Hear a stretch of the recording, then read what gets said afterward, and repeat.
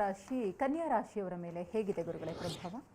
ಕನ್ಯಾ ರಾಶಿಗೆ ಒಂದು ಒಳ್ಳೆ ಶುಭ ಅಂತ ಹೇಳ್ಬೋದು. ಯಾವ ಥರ ಶುಭ? ಒಂದು ಕಡೆ ಗುರು ಚೆನ್ನಾಗಿದೆ, ಇನ್ನೊಂದು ಕಡೆ ಶನಿ ಚೆನ್ನಾಗಿದೆ, ಇಬ್ಬರು ಪ್ರಭಾವನೂ ಇಲ್ಲ. ಸರಿ, ಗ್ರಹಣದ ಪ್ರಭಾವ ಕನ್ಯಾ ರಾಶಿಯಿಂದ 6ನೇ ಮನೇಲಿ ನಡೀತಾ ಇರೋದ್ರಿಂದ ಹೆಚ್ಚಿನ ಒಂದು ಸಮಸ್ಯೆ ಅನ್ನುವಂಥದ್ದು ಕೂಡ ಕಾಣ್ತಾ ಇಲ್ಲ. ನಿಮ್ಮ ಅವಧಿಗೆ ಮುನ್ನ ನಿಮ್ಮ ಕೆಲಸಗಳನ್ನ ಪರಿಪೂರ್ಣ ಮಾಡ್ತೀರಾ. ಸರಿಯಾದ ಸಮಯಕ್ಕೆ ಬರ್ಬೋದಂಥ ಹಣಕಾಸಿನ ವ್ಯವಹಾರದಲ್ಲೆಲ್ಲ ಸಕ್ಸಸ್ ಆಗುತ್ತೆ. ಯಾವುದೇ ವೃತ್ತಿ ಮಾಡ್ತಾ ಇರಲಿ, ಯಾವುದೇ ವ್ಯವಹಾರ ಅಥವಾ ಯಾವುದೇ ವ್ಯಾಪಾರ ಮಾಡ್ತಾ ಇರಲಿ, ಅದು ನಿಮಗೆ ಸರಾಸರಿ ಫಲಿತಾಂಶ ತುಂಬ ಚೆನ್ನಾಗಿ ನಡೆಯುತ್ತೆ. ವೈಯಕ್ತಿಕ ಜೀವನದಲ್ಲಿ ಭವಿಷ್ಯದ ಯೋಜನೆಗಳನ್ನು ತುಂಬ ಚೆನ್ನಾಗಿ ತುಂಬಿಕೊಳ್ತೀರಾ. ಜೊತೆಗೆ ಸಂಗಾತಿಯೊಂದಿಗೆ ಮಹತ್ವದ ಚರ್ಚೆಯನ್ನು ಮಾಡಿ ದಾಂಪತ್ಯದ ಸಂತೋಷ ಅನ್ನೋದು ಉತ್ತುಂಗದಲ್ಲಿರುತ್ತೆ.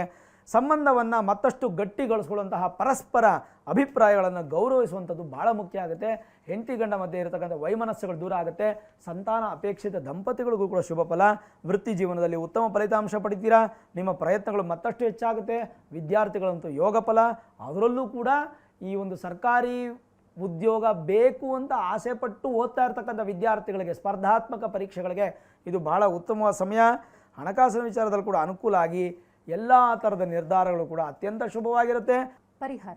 ಪರಿಹಾರ ಅಂತ ಬಂದಾಗ ಚಂದ್ರಶೇಖರ ಅಷ್ಟಕ ಅನ್ನುವಂಥ ಸ್ತೋತ್ರವನ್ನು ಕೇಳುವಂಥದ್ದು. ಒಂದು 2 ತಿಂಗಳು ಅಥವಾ 4 ತಿಂಗಳ ಮಟ್ಟಿಗೆ ಪ್ರತಿ ಸೋಮವಾರ ಒಂದು 2 ಬೊಗ್ಸೆಯಷ್ಟು ಅಕ್ಕಿಯನ್ನು ಯಾವುದಾದ್ರೂ ರೂಪದಲ್ಲಿ ಅನ್ನ ಮಾಡಾದರೂ ದಾನ ಮಾಡಿ, ಅಥವಾ ಅಕ್ಕಿ ರೂಪದಲ್ಲಾದರೂ ಯಾರನ್ನ ಬಡವರಿಗೆ, ಭಿಕ್ಷುಕರಿಗೆ ಅದನ್ನು ಕೊಡೋದ್ರಿಂದ ಕನ್ಯಾ ರಾಶಿಯವರಿಗೆ ಒಂದು ಒಳ್ಳೆಯ ಸಂದರ್ಭ ಅಂತ ಹೇಳ್ಬೋದು ನಾವು.